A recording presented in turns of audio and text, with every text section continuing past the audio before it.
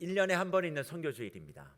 그래서 요나서의 말씀을 잠시 멈추고 추격자 시리즈를 잠시 멈추고 오늘 선교주일에 하나님께서 우리에게 주시는 그 말씀이 무엇인지를 살펴보고 은혜를 나누려고 합니다. 사실 교회가 선교주일이다, 어떤 주일이다 그렇게 얘기하면 목사는 마음에 늘 부담을 가지고 와요. 왜냐하면 목적이 정해져 있잖아요. 선교주일이니까 오늘 제가 뭐 얘기하겠습니까? 선교 얘기하겠죠. 그러니까 선교주일이라고 얘기하는 이 설교의 처음 시작부터 우리 몇 명의 무별들은 마음을 일단 닫는 거예요. 선교는 내 인생과 별로 상관없는 것 같고, 나는 지금 내 삶이 힘들고 어려운 문제를 해결받고 싶은데 오늘도 그래 선교 많이 해라, 전도 많이 해라, 목사는 또 뻔한 얘기할 것 같고, 그러니까 겉으로는 표현 못하고 마음으로는 다리를 딱 꼬시고 팔짱을 딱 꼬시고 한 35분에서 40분 잘 자고 일어날 테니 목사는 그냥 선교 열심히 하는 얘기, 또 뻔할 뻔짜 그 얘기 하십시오. 그렇게 마음을 먹으시는 분들이 계신다면 그렇게 단정 짓지 마시고 선교주일에 하나님께서 내게 무엇을 말씀하시는지 그것을 한번 귀담아 들어보셨으면 좋겠어요. 저는 우리 무별들에게 말씀을 시작하며 이런 질문을 드리고 싶습니다. 교회의 사명이 도대체 뭐냐? 예수 믿는 구원받은 사람에게 가장 중요한 사명이 뭐냐? 그렇게 묻는다면 여기 계신 모든 분들은 이구동성으로 복음 증거하는 것입니다. 선교하는 것입니다. 내가 선교에 열심을 담지 않아도 학습되어 왔던 결과를 내어놓으실 거예요. 복음 전하는 것, 선교하는 것, 그게 교회의 사명이고 구원받은 사람에게 있어서 가장 중요합니다. 그렇게 답하시는 여러분들 앞에서 저는 맞습니다. 교회의 중요한 사명, 구원받은 저와 여러분의 가장 중요한 사역은 바로 선교입니다. 그렇게 저도 동의한다 말할 겁니다. 그러나 저는 그 이야기에 100% 동의할 수 없다는 이야기를 덧붙이면 아마 여러분들 가운데 여러분들은 고개를 갸우뚱거릴 거예요. 아니 목사가 강단 위에 올라가서 교회의 제일 중요한 사명이 선교해야지, 전도해야지, 난 지금까지 그렇게 들어왔는데 우리 담임 목사 좀 이상한 것 같다, 그렇게 생각하시는 분들이 있을 수 있습니다만, 그럼에도 불구하고 저는 교회의 가장 중요한 사역, 구원받은 사람에게 있어서 가장 궁극적인 목표가 선교라는 말에는 동의할 수가 없습니다. 왜요? 교회의 궁극적인 목표와 그리고 목적은 선교 이전의 예배이기 때문에 그렇습니다. 그런 차원에서 선교는 어느 지역의 사람들과 어느 지역의 민족들, 그 나라 그 백성들이 하나님을 찬양하고 예배하고 경배하는 것이고, 그것을 이루기 위하여 선교라는 수단과 도구가 필요한 것이에요. 그래서 생각해 보십시오. 이 세계에 있는 모든 사람들이 한 명도 빠짐없이 하나님을 예배한다면 선교가 필요하겠습니까? 모든 이들을 예배의 자리로 나오게 만드는 것, 그것이 바로 선교인 것입니다. 그래서 예배는 영원하지만 선교는 언제까지? 주님 다시 오실 때까지만 유한한 수단에 불과하는 것입니다. 그래서 선교도 예배가 우선되어야 하고 하나님의 이름만이 높여지는 것이 선교의 핵심이어만 합니다. 예배에 뜨거움은 있는데 어찌 하나님에 대한 열의가 없을 수 있겠습니까? 예배에 감동이 가득한데 어떻게 하나님에 대한 헌신이 없을 수 있겠습니까? 하나님을 한없이 사모하고 찬양하고 사랑하는데 선교의 마음이 없다는 건 그래서 불가한 거예요. 그래서 언제나 먼저 선 예배, 후 선교여야 하는데 우리는 예배에 대한 내용들은 다 뒤로 하고 무조건 강단 위에서 뭐하자? 선교하자, 뭐하자? 복음 전하자, 그렇게 이야기하니까 이걸 하나의 어떤 형식, 종교의 예식, 그리고 마땅히 의무적으로 해야 되는 것으로만 생각하다 보니 선교 얘기 나오고 그리고 복음 얘기 나오고 전도 얘기 나오면 다 마음의 문을 닫아 버리는 것입니다. 주 안에 사랑하는 무별 여러분, 선교하기 전에 먼저 여러분의 마음이 뜨거워지기를 축복합니다.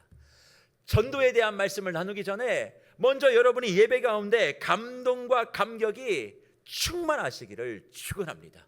내가 예배 가운데서 받는 감격에 비례하여, 내가 예배를 통하여 받는 은혜에 비례하여 선교는 반드시 나타나게 되어 있는 것이죠. 그래서 하나님은 이 땅에 교회를 세우시고 저와 여러분을 하나님을 믿는 구원받는 사람으로 세우시면서 분명한 목적을 선언해 주셨습니다. 내가 왜 너희를 구원했는 줄 아니? 내가 너희를 이 땅에 교회되는 줄 아니? 바로 이것 때문이야. 그렇게 말씀하며 시편 111편 117편 1절에 이렇게 말씀하시는데, 너희 모든 나라들아 여호와를 뭐라고요? 찬양하며 너희 모든 백성들아 그를 찬송할지어다. 그렇게 말씀해요. 너희 모든 나라, 너희 모든 백성, 하나님의 나라, 하나님의 백성들이 감당해야 될 그 일은 다른 것이 아니라 여호와를 찬양하고 찬송하고 예배하는 것. 그래서 온 열방이 다 하나님 앞에 예배자로 무릎을 꿇게 되어지는 그 모습을 위하여 저와 여러분을 구원하셨고 하나님께서 몸된 교회를 이 땅에 세워두셨다는 것입니다. 사실 신앙의 핵심이 무엇이냐 묻는다면 모두가 다 구원이라고 말할 거예요. 아마 예수를 믿는 가장 큰 목적은 내가 예수를 믿음으로 말미암아 구원의 기쁨을 맛보고 그 구원을 통하여 얻게 되어지는 영생, 영원한 생명, 천국의 기쁨을 누리는 것, 바로 이것을 꿈꾸며 우리가 예수 그리스도를 믿는 자리에 다 계시는 줄 압니다. 그래서 나의 입장에서 구원을 바라보면 이건 축복이에요. 어떤 축복? 영생의 축복입니다. 근데 구원을 나의 입장이 아니라 하나님의 입장에서 바라보면 뭐라고 생각하세요? 나의 입장에서 구원은 축복이고 영생인데 그 구원을 하나님의 입장에서 보면 그건 영광이에요. 하나님의 입장에서 저와 여러분을 구원시켜준 이 사건을 바라보면 영광이라고 얘기합니다. 제 얘기가 아니고요, 이사야 선지자를 통해서 하신 말씀이에요. 이사야 선지자를 통해서 뭐라고 말씀하십니까? 43장 6절과 7절 말씀해 보니까 내가 북쪽에게 이르기를 내놓으라, 남쪽에게 이르기를 가두어 두지 말라, 내 아들들을 먼 곳에서 이끌며 내 딸들을 땅 끝에서 오게 하며 내 이름으로 불려지는 모든 자 곧 내가 내 영광을 위하여 창조한 자를 오게 하라. 그를 내가 지었고 그를 내가 만들었느니라. 내가 내 영광을 위하여 뭐한 자요? 창조한 자를 하나님이 부르셨다. 그렇게 말씀합니다. 이사야를 통해서 우리에게 주어진 구원이 바로 이런 것임을 이야기하고 난 다음에 예레미야를 통해서는 또 뭐라고 말씀하시는 줄 아십니까? 13장 11절에 이렇게 말씀하세요. 여호와의 말씀이니라. 네가 사람의 허리에 속한 같이 내가 이스라엘 온 집과 유다 온 집으로 내게 속하게 하여 그들로 내 백성이 되게 하며 내 이름과 명예와 뭐가 돼요? 영광이 되게 하려 하였다. 그렇게 말씀하고 있는 겁니다. 그러면 이사야의 말씀과 예레미야의 말씀을 통해서 우리는 정리해 볼 수 있죠. 우리 인생의 창조와 구원의 목적, 우리의 입장에서는 영원한 생명을 주시기 위함이고 복을 주시기 위함이지만 하나님의 입장에서 우리를 지으신 것도, 우리를 구원하신 것도 뭐 때문이에요? 하나님의 영광을 위해 그렇게 하셨다 말씀하고 있는 것입니다. 그래서 성경의 곳곳을 보면 하나님은 하나님의 백성을 보호하시고 그들에게 승리를 주시는 여러 이유들 가운데 가장 중요한 이유가 자기 이름의 영광을 위해서다. 그렇게 말씀하고 있고, 우리를 인도해 가는 목적도 하나님의 영광을 위해서다. 그렇게 말씀하세요. 우리의 죄의 문제를 사하는 것도 하나님의 영광을 위해서 해주신다. 이사야 43장 25절은 말씀하고 있고, 나의 기도의 응답도 하나님의 이름과 하나님의 이름의 영광과 관련되어 반드시 응답해 줄 것을 약속해 주고 계십니다.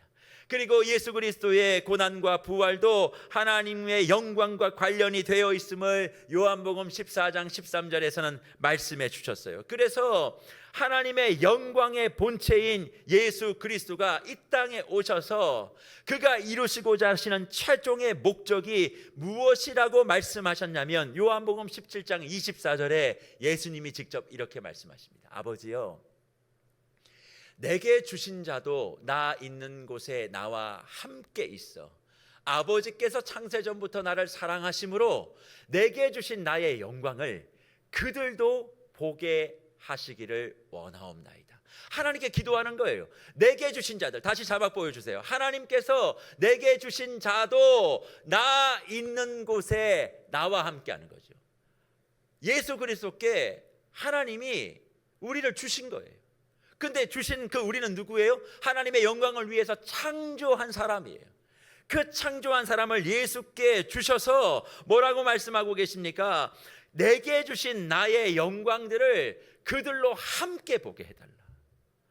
예수님이 보게 되고 예수님이 경험하게 되어지는 그 영광들을 우리가 같이 보게 하는 것, 그것이 예수님의 구원 사역의 최종 목적이에요. 그리고 그것이 어떻게 이루어졌느냐? 요한계시록 21장 23절, 구원의 완성이 되는 날 이런 일이 있을 것을 말씀하시며 그 성은 해나 달의 비침이 쓸데없으니, 왜? 이는 하나님의 영광이 비치고 어린 양들이 그 등불이 되기 때문이다. 그렇게 말씀하고 있습니다. 그러니 주 안에 사랑하는 무별 여러분, 하나님이 우리를 하나님의 형상대로 창조하신 것, 예수 그리스도의 그 보혈의 피로 우리를 구원하신 것, 그리고 주님 다시 오시는 그날까지 우리가 이 땅 가운데서 패배하지 아니하고 승전가를 부르며 하나님의 위로와 하나님의 인도하심을 가지고 너끈하게 살아갈 수 있도록 하나님이 열심을 다해 우리와 함께 하시는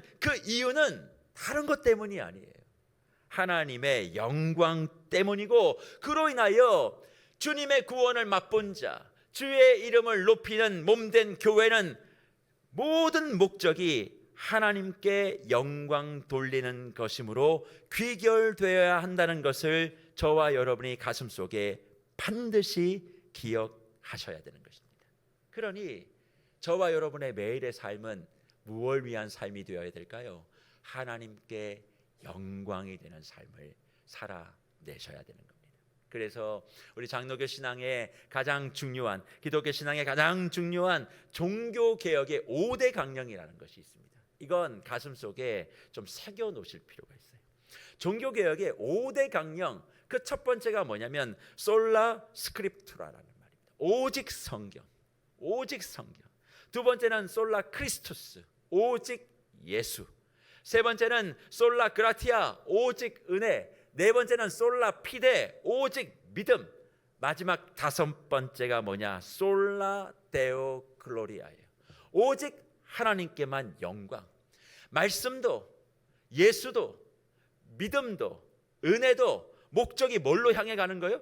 오직 하나님께 영광이라는 거예요.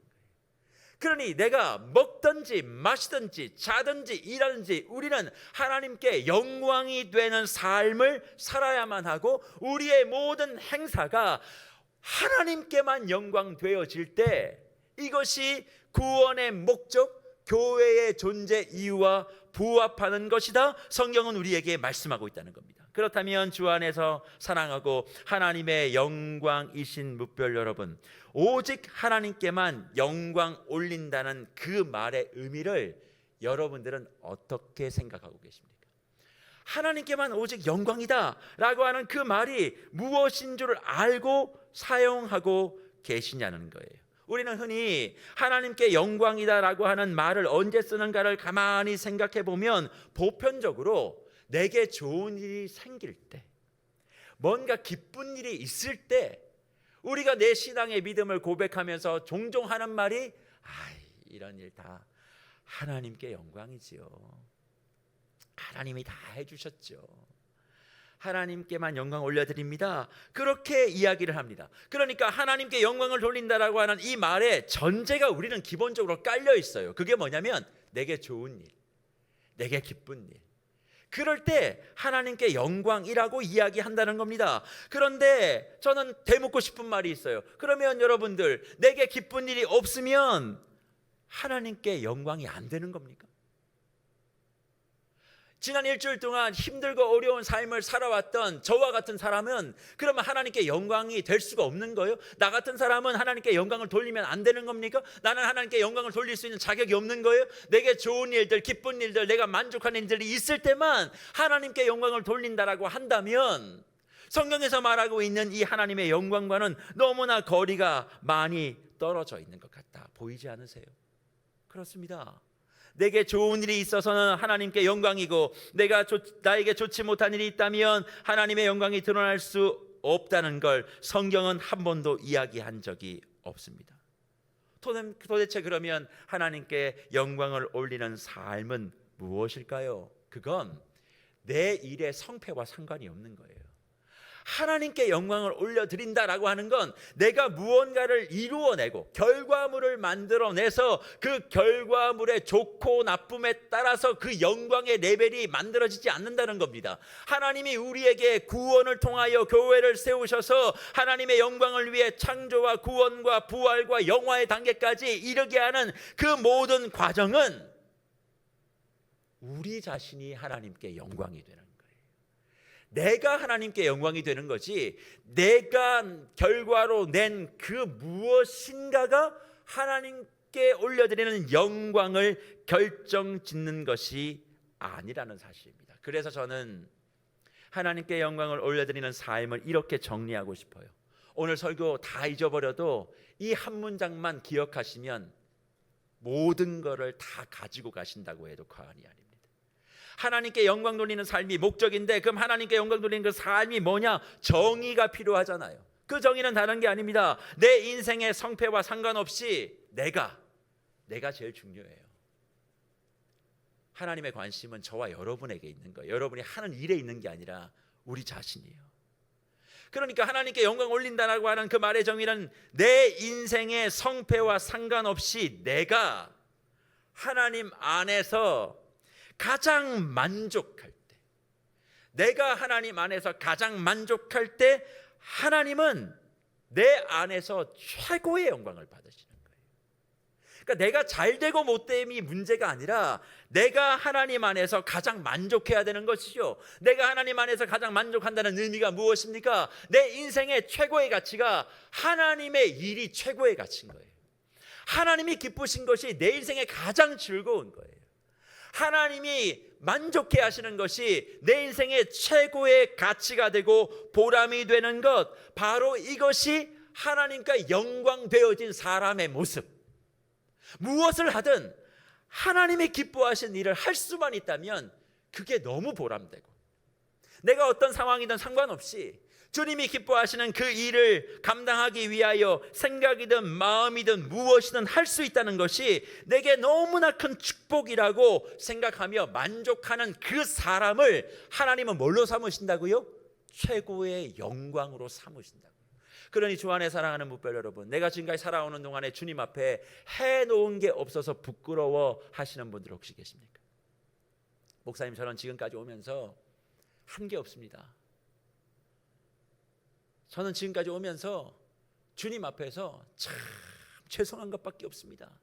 그렇게 말씀하시는 분들을 목양 현장에서 제가 종종 보는데, 아니요, 여러분들은 하나님 앞에 죄송할 거 하나 없습니다.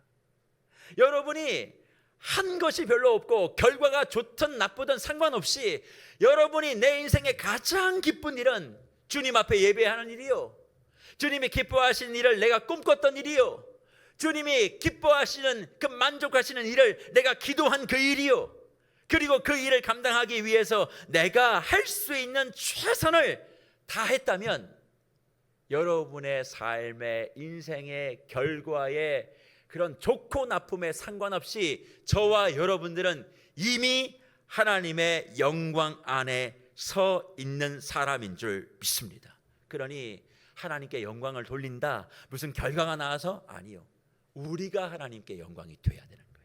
그래서 바울은 이 하나님께 영광을 올려드린다, 그리고 구원과 교회에 대한 이 모든 관계들을 다 이해하고 에베소 교인들을 향하여 서신을 쓰기 시작합니다. 교회를 향하여 구원은 하나님의 영광을 찬송하는 것이다, 그리고 너희가 영광 자체가 되어져서 하나님이 원하시는 그 모든 사역들을 너끈하게 감당하기를 원한다. 너희의 하나님 안에서의 영광됨이 더 커질수록 하나님은 너희의 필요한 것들을 더 많이 채울 것이다. 그렇게 말씀하며 오늘 본문 본문 에베소 1장 6절 말씀에 뭐라고 얘기합니까? 이는 그가 사랑하는 자 안에서 우리에게 거저 주시는 바 그의 은혜의 영광을 찬송하게 하려는 것이다, 그렇게 말씀합니다. 그리고 12절에 가서 바울이 이렇게 얘기합니다. 이는 우리가 그리스도 안에서 전부터 바라던 바 그의 영광의 찬송이 되게 하려 하심이라. 14절, 이는 우리 기업의 보증이 되사 그 얻으신 것을 속량하시고 그의 영광을 찬송하게 하려 하심이다, 그렇게 말하며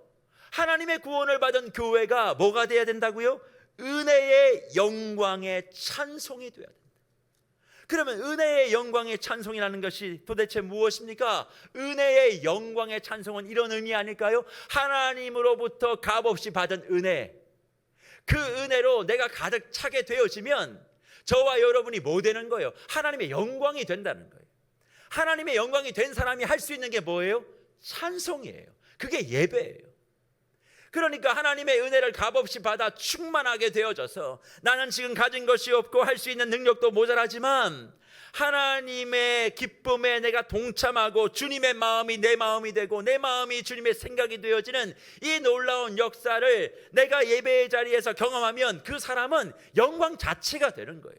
내가 뭐 하지 않아도 저와 여러분이 앉아 계신 그 자리는 영광의 자리가 되는 줄 믿습니다. 그리고 그 영광의 자리가 된 사람은 뭐 할 수밖에 없어요? 찬송할 수밖에 없다. 그러니 하나님을 사모하는 자 더 예배하게 되고, 더 예배하는 자 주의 영광 속에 들어가게 되고, 주의 영광 속에서 영광 자체가 되어버리는 자 더 하나님을 경배하게 되어지니까 이게 어느 사이클 하나도 중간에 톱니바퀴가 삐져나가는 것 하나 없이 원활하게 돌아가는 이 사람을 통해 하나님은 뭐 하시는 거예요? 하나님의 기적의 역사를 이 세상에 펼쳐내는 것입니다. 주 안에 사랑하는 묵별 여러분, 그러니 저는 이 3부 예배에 나와 계신 우리 모든 주의 가족들의 마음속에 예배는 하나님이 가장 기뻐하시는 시간이고 영광 받으시는 시간인 줄 믿고 이 자리를 다 지키고 계신 줄 믿습니다. 우리 모두가 다 그런 마음으로 이 자리에 앉아 계실 거예요. 분명히 이 자리에서 말씀을 들으며 찬송하며 하나님의 영광이 내 삶과 영혼 가운데 비춰지는 그 성황을 체험하시는 분들도 분명히 계실 것입니다. 그러나 그것으로 끝나시면 안 됩니다. 저와 여러분이 영광 자체가 되어야 되는 거예요. 그러려면 다른 방법이 없어요. 오늘 이 예배를 즐거워하고 사모해야만 합니다. 이 예배에 집중하셔야 되는 거예요. 예배를 사랑하고 예배를 감격하며 이 자리를 지켜낼 때 저와 여러분의 삶 가운데 있는 그런 모든 문제들이 다 해결되어지고 내 안에 하나님의 은혜와 영광이 넘실되어 하나님이 역사하실 수밖에 없는 사람으로 내가 빚어지는 것입니다. 그러니 문제가 있고 삶이 어렵고 지쳐 계시는 분들 다른 어떤 거 하려고 하지 마시고요, 예배의 자리를 지키세요. 힘들면 예배의 자리부터 안 지키시는 분들이 계시거든요. 그러면 은혜가 단절되죠. 은혜가 단절되지면 내 안에 영광이 스며들지 못하죠. 영광에 스며들지 못하면 하나님께서 우리를 향하여 가지고 있는 궁극적인 목적이 뭔데요? 나를 영광 삼는 거예요. 그리고 이 영광을 세상에 보내서 하나님의 이름을 증거하기를 원하는데 그 모든 것이 다 공급되는 그 사람, 어떻게 하나님이 새 힘과 새 능력으로 그의 길들을 열어주실 수 있겠습니까? 문제가 있으면 가장 먼저 예배의 자리를 지키고 그 예배 속에 하나님이 내게 공급해 주시는 한량없는 은혜를 맛보시고 다른 거 하려고 하지 말고 내가 영광 자체입니다. 나를 하나님의 영광으로 빚어 주시옵소서. 그런 마음으로 주님 앞에 서 있게 되면 그 다음이요, 찬송하는 사람, 그런 삶의 모습, 하나님의 이름을 높이는 사람의 그 길로 방향으로 우리의 인생의 항로는 반드시 정해질 수밖에 없다는 겁니다. 그래서 예배의 감격이 흘러넘치는 사람은요, 어디를 향해 갈 수밖에 없냐면 선교하는 자리에 갈 수밖에 없는 거예요. 왜요? 그게 하나님의 가장 기뻐하신 일이라는 걸 내가 아니까. 내가 복받는 것을 넘어 내 옆에 있는 사람들이 복받는 것이 하나님이 기뻐하시는 일이라는 걸 너무 잘 아니까. 그러니까 선교의 시작은 예배이고 선교의 마지막도 예배라는 것을 우리가 분명히 기억하셔야만 하는 것입니다. 그래서 바울이 복음의 영광과 기쁨을 다 이야기를 하고 복음이 뭐다, 이런 것이다, 구원이 뭐다, 이렇게 다 얘기를 하고 로마에 있는 교인들을 향해서 마지막으로 결론적으로 얘기하는 것이 있습니다. 그게 뭐냐면 하나님의 영광과 은혜를 제대로 아는 사람은, 그 예배자는 반드시 그의 인생이 선교로 맞추어질 수밖에 없어. 영광의 증표를 그렇게 나타낼 수밖에 없어. 내가 하나님의 영광의 증표가 된다는 걸 보여주는 방법은 선교의 마음을 쏟고 있냐 안 쏟고 있냐로 결정돼. 그렇게 이야기하며 로마서 15장 8절과 9절에 이렇게 말씀해 줍니다. 내가 말하노니 그리스도께서 하나님의 진실하심을 위하여 할례의 추종자가 되셨으니 이는 조상들에게 주신 약속들을 견고하게 하시고 이방인들도 그 긍휼하심으로 말미암아 하나님께 영광을 돌리게 하려 하심이라 기록된 바, 그러므로 내가 열방 중에서 주께 감사하고 주의 이름을 찬송하리로다 함과 같으니라. 그렇게 말씀해요. 누구도, 이방인들도 그 긍휼하심, 십자가의 사랑으로 말미암아 뭐 하려고? 하나님께 영광을 돌리게 하려 합니다. 그래서 기록된 바 내가 열방 중에 주께 감사하고 주의 이름을 찬송한다. 이게 뭐예요? 내가 예배한다는 얘기예요. 그러니까 하나님 아버지 앞에 내가 예배의 감격이 있어요, 예배의 은혜가 있어요. 그러면 그 사람은 반드시 하나님의 영광이 된 겁니다. 그러면 하나님의 영광이 된 사람의 징표가 있대요. 그 징표가 뭐예요? 이방 사람들을 하나님께로 돌아오게 하는 거예요. 우리로 쉽게 얘기하면 선교의 사명, 전도의 사명을 완수하는 사람이 되어짐으로 내가 하나님의 영광 자체입니다를 증거해야 한다라고 하나님이 우리에게 말씀하고 있는 거죠. 그러니 성경은 선교하라고 말하지 않습니다. 성경은 복음 전하라고 얘기하지 않아요. 말씀은 너희가 온전한 예배자가 됐으면 좋겠다. 그 예배의 자리에 주님의 임재와 은혜로 충만케 되어지고 그로 말미암아 너 자체가 영광이 됐으면 좋겠어. 너는 내가 이것이 잘 되면 하나님께 영광이 되는 것이 아닙니까? 내가 이것이 잘 되어야 하나님도 기쁘시지 않겠습니까? 내가 이것을 이렇게 이루어내고 이렇게 되어져야 하나님께 영광을 돌릴 겁니다. 그렇게 이야기하며 하나님의 영광을 내가 얻고자 하는 복을 위장하는 위장술로 쓰지만 하나님 그거 하지 말라는 거예요. 저와 여러분들 그거 잘하잖아요. 이거 되어야 하나님께 영광 될걸요. 그러니 이거 하게 해주세요. 그 얘기는 뭐예요? 내가 원하는 바를 얻기 위해 위장술수를 쓰고 있는 거예요. 하나님 그렇게 하지 말라는 거예요. 네가 잘 되든 못 되든 난 네 자체가 영광이 됐으면 좋겠어. 근데 네 자체가 영광이 되려면 은혜가 흘러넘쳐야 돼. 은혜가 흘러넘치는 자리는 어디야? 예배의 자리야. 예배의 자리를 지켜 온전하고 신실한 예배자가 돼. 네가 생각하고 있는 그런 가치를 가지고 말씀을 재단하지 마. 순수한 마음을 가지고 내게 말씀하시는 말씀을 들어. 지금 이 시간 내게 필요한 말씀, 나에게 요구하시는 말씀, 그것에 내가 모든 마음을 다하겠습니다. 그러는 순간 그 순종, 그 아멘, 하나님과 뜻이 같이 되어지는 것에 대한 기쁨을 누리는 그 사람을 하나님 뭘로 삼으신다고요? 영광으로 삼으신다. 그리고 그 사람이 걸어가는 자국자국마다 이제 무엇가 남는 거예요? 하나님의 영광의 발자국이 남겠죠. 그 사람이 만나는 곳곳마다, 그가 입을 열어 말하는 곳마다 영광의 찬송이 되게끔 저와 여러분을 인도해 주시는 줄 믿습니다. 그러니 예배를 회복하세요. 대단한 무언가를 하실 생각을 하지 마십시오. 오늘 이 시간 주님 앞에 집중하고 온 마음과 목숨을 다하여 주여 내게 예배의 은혜를 허락하여 주시옵소서. 그리고 그 예배에 하나님의 은혜를 마음껏 누리고 간다면 이 자리는 하나님의 영광이 되어 우리의 삶의 자리로 가는 시간이에요. 한 주의 시작을 하나님이 영광이 된 나의 모습을 확인하고 내가 걸어가는 모든 발걸음은 다 뭐예요? 하나님의 영광이 되는 발걸음. 그게 안 되니까 어떤 행위를 해야 내가 하나님께 뭔가 칭찬을 받는다라고 하는 자꾸 율법주의가 한국교회 안에 만행하는 것 아닙니까? 예배를 통하여 은혜가 흘러넘치고 내가 내 자체가 내 자신이 이미 하나님의 영광이 되었음에도 불구하고 뭔가 부족하다고 생각하니까 자꾸 행위를 더하는 거예요. 교회가 자꾸 그런 짐들을 채워두는 겁니다. 그러니까 많은 성도들이 마땅히 들어야 될 이야기인데도 불구하고 그걸 의무적으로 자꾸 얘기하니까 자꾸 벽을 치는 거예요. 아니요. 이미 하나님의 은혜를 통하여 저와 여러분이 하나님의 영광 자체가 되었다면 우리의 삶은, 예배 이후의 삶은 영광의 사람이 된 증표를 보여내는 과정에 불과한 거예요. 여러분이 오늘 예배 주님을 만나 주님으로 충만케 되어 하나님의 영광 자체가 되었다면 거침없이 사십시오. 두려움 없이 사십시오. 여러분은 하나님의 영광입니다.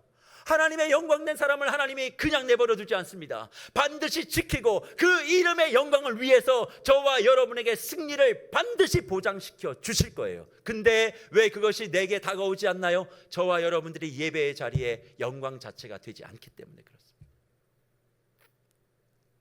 내가 원하는 것 안 해주면 뿔나고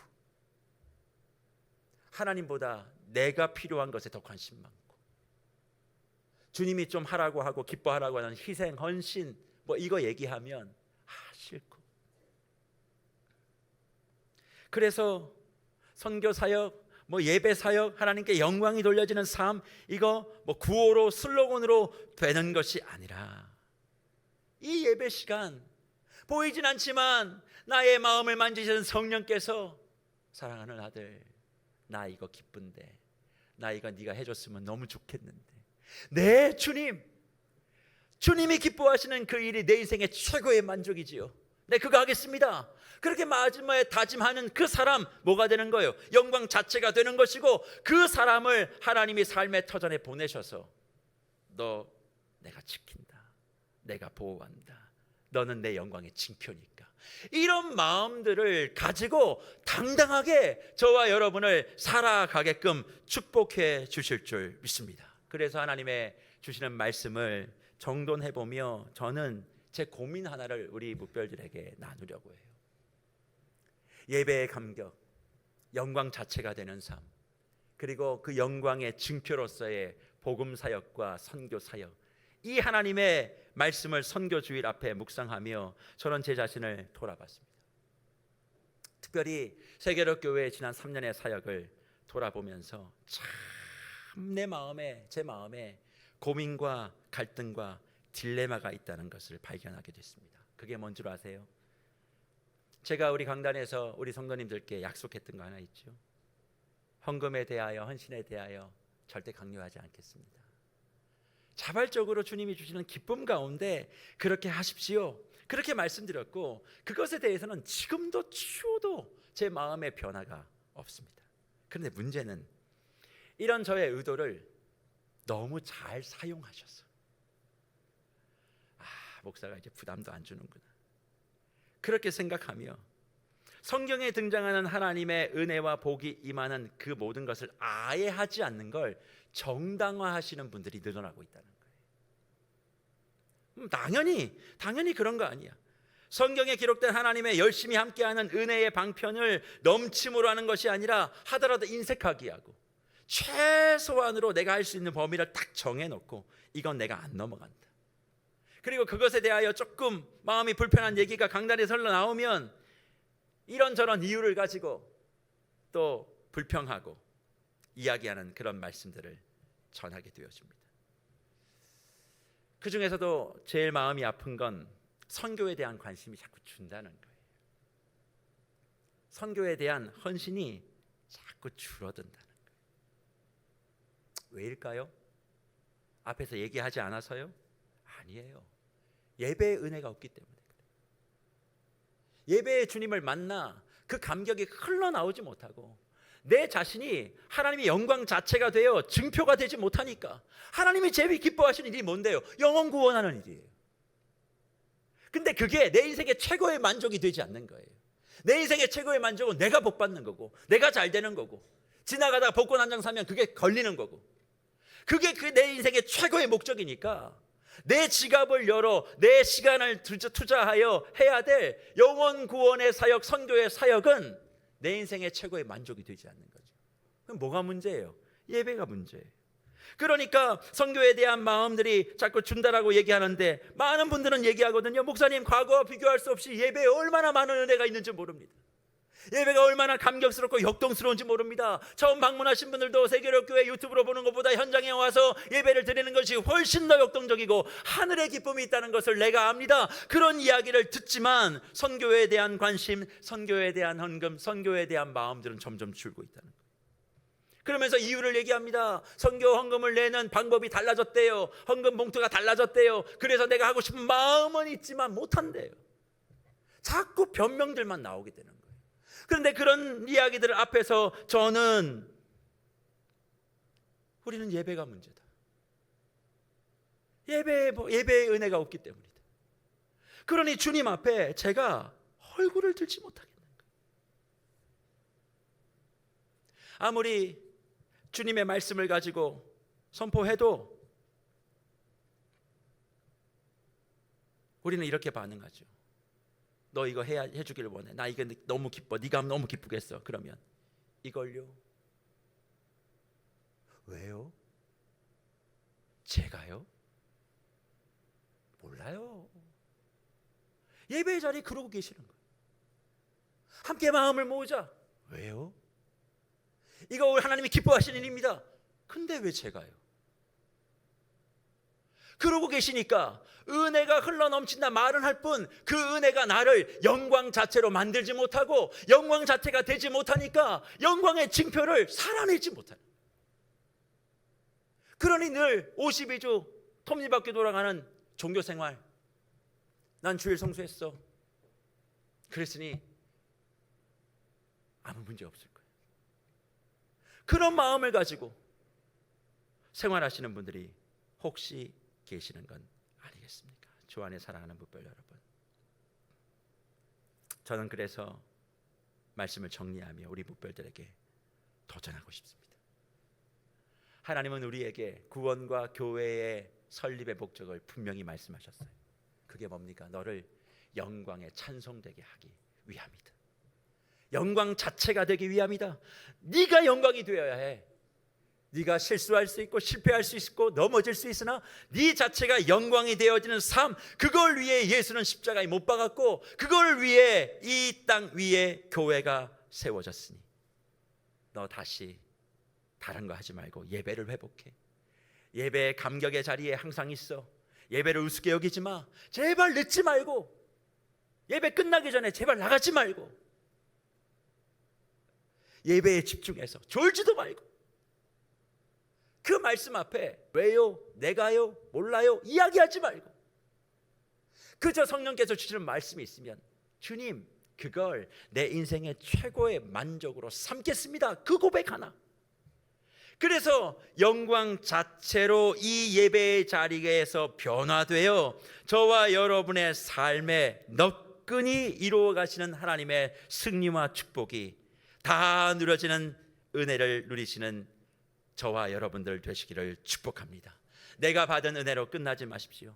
내가 받은 은혜로 멈추지 마십시오. 그 은혜는 흘러 넘쳐 새로운 은혜의 강수를 이루어야 하고 또 다른 생명의 강수가 되어야 하며 또 다른 하나님의 영광의 물줄기가 되어 저를 통해 이 세상 가운데 흘러가야 될 줄 믿습니다. 오늘 예배를 통하여 주신 마음이 있다면 오늘 예배당 문을 열고 나가실 때 바로 대구로 가지 마시고 다락방에 모여 다락방 멤버들과 함께 선교 사역 박람회에 다 가보세요. 내가 아는 선교사, 내가 아는 선교 사역이라 그렇게 생각하지 마시고 그 속에서 세밀하게 나에게 말씀하시는 그 음성을 듣고 그래요 주님, 이 생각을 하게 하시네요. 내가 이거 하겠습니다. 그럴 때 그 사람이 영광 자체로 이번 한 주를 살 수 있는 거예요. 들려와도 내가요, 왜요? 이렇게 얘기하면 그건 하나님과 무관한 삶을 살겠다 작정하신 분들이라 생각하시면 틀리지 않을 것입니다. 개인적으로 목사님 나 이것도 하고 있고 저것도 하고 있고 그러신 분들도 계시죠? 전 진짜 말씀드려요. 교회를 믿고 교회와 함께 사역에 발을 맞춰주세요. 개인적으로 하고 있다 저한테 말씀하시는 분들 엄청 많거든요. 저 별로 안 기뻐요. 하나님은 함께 마음을 모아 교회와 발걸음을 하라고 이 교회의 구성원으로 함께 우리를 둔 것이지. 뭐 자기 혼자 개인적으로 그렇게 할 거면 뭐하라고 교회 안에 와 계세요? 혼자 그냥 하시면 되지. 신앙생활 혼자 하세요. 그럼 되잖아. 근데 꼭 와서 혼자 하는 걸 왜 담임 목사에게 또 자랑하세요? 교회를 믿고 교회가 가는 방향에 우리가 마음 모으는 거예요. 근데 이게 제가 강요한다고 되는 건 아니라 뭐 하면 내가 영광 자체가 되면, 이번 한 주 영광 자체로 걸어가는 발자국 속에 하나님의 은혜가 더 가득하시길 바라고, 그로 말미암아 우리의 삶의 목적, 그의 영광의 찬송이 되게 하려 하십니다. 이 말씀이 우리의 삶에 이루어지고 우리를 통하여, 우리의 예배를 통하여, 우리 예배의 감격과 은혜를 통하여 선교의 현장도 지금보다 더욱더 풍성해질 수 있도록 한마음 되어 주시기를 주의 이름으로 축원합니다.